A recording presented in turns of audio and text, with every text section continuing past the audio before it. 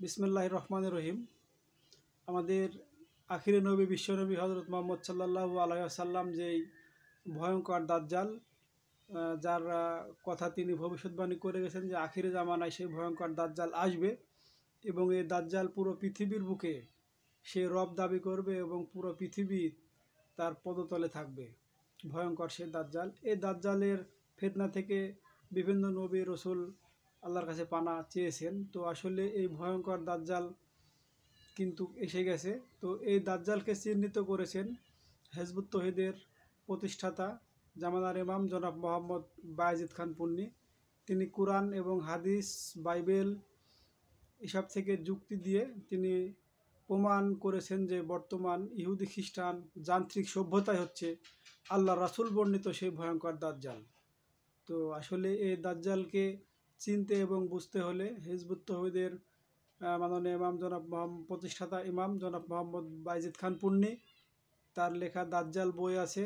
এই বইটি যদি আপনারা সংগ্রহ করে পড়েন তাহলেই দাজ্জালকে চিনতে এবং বুঝতে পারবেন। তো আসলে দাজ্জালকে চিনে এবং বুঝে প্রতিরোধ করলে যে সম্মান এবং মর্যাদা, এই বিষয়ে আল্লাহ রাসূল কিছু হাদিস আছে, যারা দাজ্জালকে চিনে এবং বুঝে প্রতিরোধ করবে তারা 2 শহীদের মর্তবা লাভ করবে।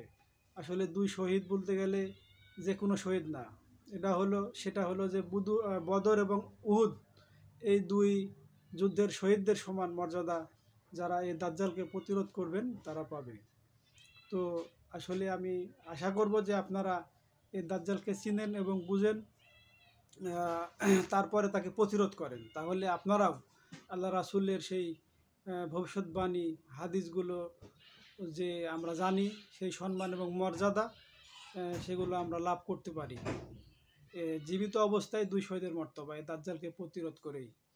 তো আসুন আমরা সকলে মিলে দাজ্জালকে চিনি এবং বুঝে প্রতিরোধ করি।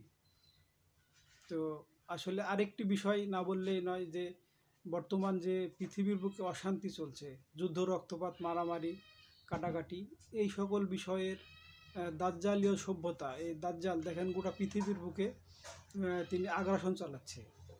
হাজার হাজার মুসলমান বিভিন্ন দেশ যুদ্ধ বিগ্রহের মধ্যে আছে। এই যে দাজ্জাল তার দাজ্জাল তার ক্ষমতা অপব্যবহার করছে।